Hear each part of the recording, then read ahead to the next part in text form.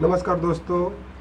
आज मैं जो मोदी जी ने 2047 तक विकसित भारत होने का जो नारा दिया है और जो मोदी जी का जो ये विकसित भारत का नारा है, अब कुछ लोग बोलने लगे हैं कि ये उनका जुमला है। इसका कारण ये है, ये नहीं उनके पार्टी के लोग ही नाम बता रहे हैं कि मोदी जी जो भी पहले वादा करते थे वो सब जुमला ही होता था। अमित शाह जी भी कह चुके हैं। तो आज के परिप्रेक्ष्य में विकसित भारत का सपना क्यों टूट रहा है, ये जुमला क्यों है, ये बेकार क्यों है, उसी का मैं विश्लेषण कर रहा हूँ।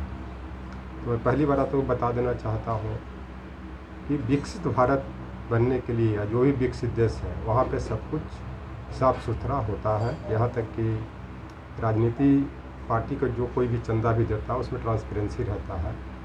सब लोग दिखाते हैं कि किस आदमी ने कितना चंदा दिया है। लेकिन सबसे बड़ा जो करप्शन जो इलेक्शन बॉन्ड का जो निकला वो मोदी जी के शासन में, वो विकसित भारत के राह में रोड़ा साबित हुआ।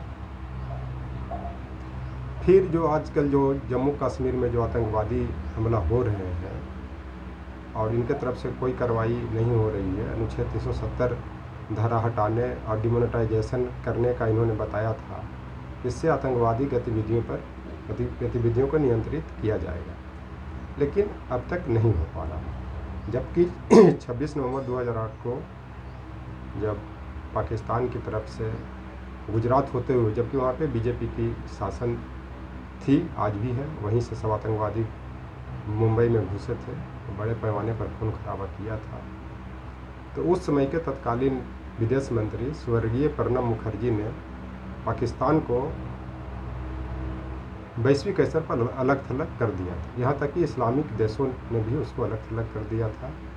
ये उनका वैश्विक कूटनीति कहा जा सकता है। लेकिन आज के परिप्रेक्ष्य में पाकिस्तान को ऐसा करने में सक्षम साबित नहीं हो रहे हैं। इसका कारण है कि देश में इतने बड़े पैमाने पर हिंदू मुस्लिम के बीच में सांप्रदायिक तनाव बढ़ा दिया गया है इनके कार्यकर्ता द्वारा, इनके द्वारा भी, और ख़ास करके इनके पूर्व सूचना प्रसारण मंत्री अनुराग ठाकुर के द्वारा। अब इतना दंगे फसाद हुए हैं, मुस्लिम कंट्री भी पाकिस्तान के फेवर में आ गए हैं। इनका कोई बात नहीं मान रहा है, ये किसी से छिपी हुई बात नहीं है। अब आते हैं जो नीट यूजी का जो पेपर संबंधित जो पर्चा फोड़ या भ्रष्टाचार कर ले या स्कैम कर ले, या जो भी इस तरह के एग्ज़ाम में जो बड़े पैमाने पर भ्रष्टाचार हो रहे हैं, चाहे यूपी में पेपर लीक हो, चाहे जो भी हो, ये विकसित भारत को सपना साकार नहीं कर सकता।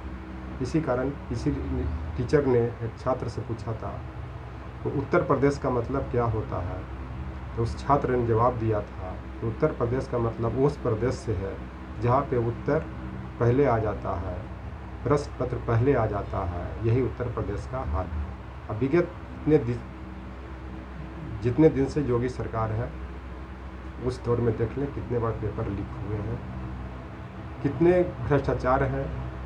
यहाँ तक कि जो ओबीसी SC ST का जो सीट है उनको नॉन सूटेबल फॉर NFS लिख दिया जाता है और वहाँ पे उनको भर्ती नहीं किया। यहाँ तक कि दिल्ली यूनिवर्सिटी में भी कुछ ऐसे कॉलेजेज के नाम आ रहे हैं जहाँ पे अपॉइंटमेंट प्रोफेसर के पद के लिए जो OBC या SC ST के लिए है, वहाँ पे NFS कर दिया जा रहा है। जबकि आज के समय में किसी भी जाति संप्रदाय या और इस तबके के लोग हैं जो दलित वर्ग में सब पढ़े लिखे लोग हैं, और दिल्ली यूनिवर्सिटी तक वही पहुंच पाता है, खासकर ग्रामीण क्षेत्र से, जो अपने परिवार का सबसे अच्छा छात्र होता है, अच्छा विद्यार्थी होता है, और वहाँ पे उनका प्रदर्शन भी अच्छा रहता है।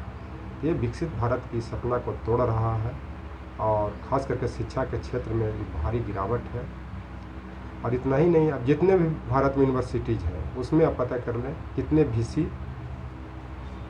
अपर क्लास के या अपर कास्ट के हैं। आपको मैं बता रहा हूँ 90% जो VC यहाँ के मिलेंगे ब्राह्मण मिलेंगे भारत में अभी के दौर में जो है। एक जाति एक संप्रदाय से ये भारत विकसित नहीं बन सकता। इसमें सबकी भागीदारी करना पड़ेगा और सबको लोगों को लाना पड़ेगा।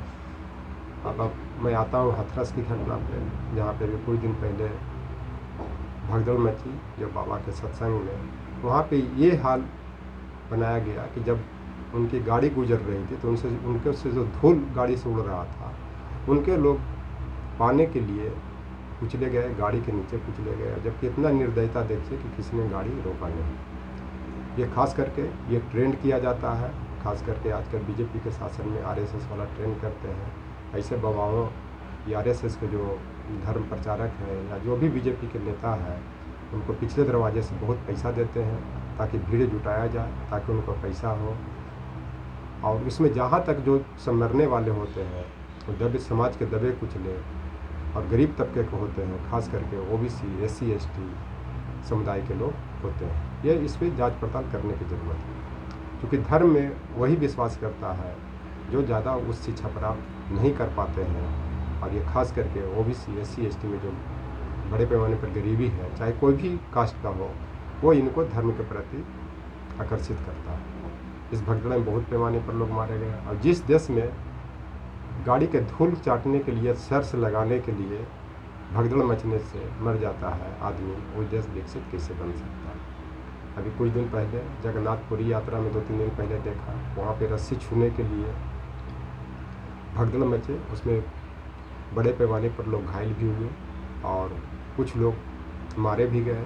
जबकि पहले ऐसा नहीं होता था, क्योंकि वहाँ पे जो बीजेपी का जो शासन आया है वो धर्म के प्रति लोगों को इतना आकर्षित कर देता है और इतने तरह के उनको ब्रेन वॉश किया जाता है कि लगता है कि सब कुछ भगवान ही है। लेकिन दवा के साथ साथ दुआ भी काम आता है। दवा के मतलब कि आप मेहनत करें, शिक्षा प्राप्त करें, तभी आपको दुआ काम आएगा, भगवान का भी आशीर्वाद मिलेगा।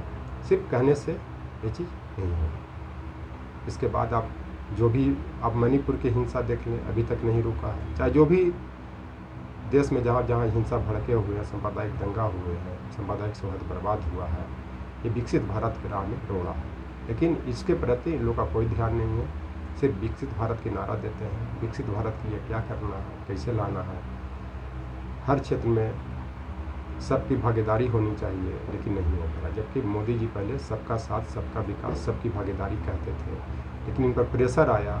ऊपर वालों ने जो खास करके इनके जो नेता रहे, जो खास करके उच्च जाति के लोग रहे, इन पर प्रेशर बनाया तो नाराज भूल गए। यहाँ तक कि स्वच्छ इंडिया जो गांधी जी के नाम पर 2 अक्टूबर को शुरू किया गया था, वो भी बंद कर दिया गया। इस तरह से विकसित भारत के राह में बहुत सा रोड़े हैं जो भारत को विकसित बनाने में सक्षम नहीं है। और ख़ास करके यहाँ पे जातिवाद, संप्रदायवाद को लेकर है। और इस तरह की जो बड़े पैमाने पर धांधली होती है, जैसे भ्रष्टाचार की बात हो, चाहे बिहार में बड़े पैमाने पर पुल गिर रहे हैं या मोदी जी को कोई रोड के उद्घाटन करने के बाद आते ही के साथ वो रोड धंस जाता है। खासकर गाजियाबाद एक्सप्रेस वे के टाइम में हुआ था, जो मेरठ एक्सप्रेस वे बना था। उसके बाद बहुत सा इस देश में जो विकासी प्रक्रिया है, जो आधे अधूरे रह जाते हैं, सब टूट फूट जाते हैं। तो विकसित भारत का सपना नहीं है। जितना आप धर्म के प्रति आकर्षित कर रहे हैं, उतना पर खर्च कर रहे हैं, उसके जगह पर है कि हर गांव में, हर जगह पे अच्छा विद्यालय का व्यवस्था करें, अच्छा अस्पताल का व्यवस्था करें, अच्छा इंफ्रास्ट्रक्चर का व्यवस्था करें, ताकि वहाँ के बच्चे पढ़ें, वहाँ के लोग शिक्षित हों, शिक्षा के प्रति आकर्षित हो, तभी वो मजबूत होंगे, तब वो विकसित होंगे, तभी भारत विकसित बनेगा। और ये भारत का इतिहास उठा के देख लीजिए, प्राचीन काल में तो भारत को विश्व गुरु कहा जाता था। आज भी भारत विश्व गुरु बनने के कगार पे है, बशर्ते कि अपना नियत साफ रखें, अपना आदत सुधारें, बड़बोला नहीं बने। मौन धारण करने में भी अपने आप में ताकत है। तो मौन धारण करके जो आदमी काम करता है वही कामयाब होता है, वो इसी देश का विकसित भारत बनता है। आप रिसर्च एंड एनालिसिस पर ज़्यादा खर्च करें, उस शिक्षा में रिसर्च पर काम करें, ताकि भारत का ही जो स्टूडेंट है या शिक्षक है वो बाहर में जा कर के बड़े बड़े रिसर्च करके नोबेल प्राइज़ पाते हैं, वही व्यक्ति भारत में क्यों नहीं टिक पाता है, क्यों नहीं पाता है? क्योंकि आप उनके लायक कोई व्यवस्था नहीं करते हैं। इस चलते विकसित भारत को सपना साकार करना है तो आप मेरी बातों पर ध्यान दें और भारत को विकसित बनाने के लिए निष्पक्ष होकर के और भ्रष्टाचार मुक्त होकर के देश के विकासी प्रक्रिया में जितना भी धन मैक्सिमम हो सके आप दें, भारत विकसित बन जाएगा। नहीं तो मोदी जी, आपका ये विकसित भारत का भी सपना जुमला ही साबित हो चुका है। इसलिए मैं देशवासियों से आह्वान करना चाहता हूँ कि जब तक आप लोग आगे नहीं आइएगा, और ख़ास करके ओबीसी SC ST के लोग जब तक जहाँ जहाँ जो शिक्षित लोग हैं लोग को प्रशिक्षण नहीं देंगे, इस तरह के धार्मिक आयोजन में शामिल नहीं हुआ, बशर्ते शिक्षा स्वास्थ्य पर ध्यान दें, अपने बच्चों को पढ़ाएं, तभी आप विकसित बनेगा, और आप बनेंगे तभी भारत विकसित बनेगा। Thank you.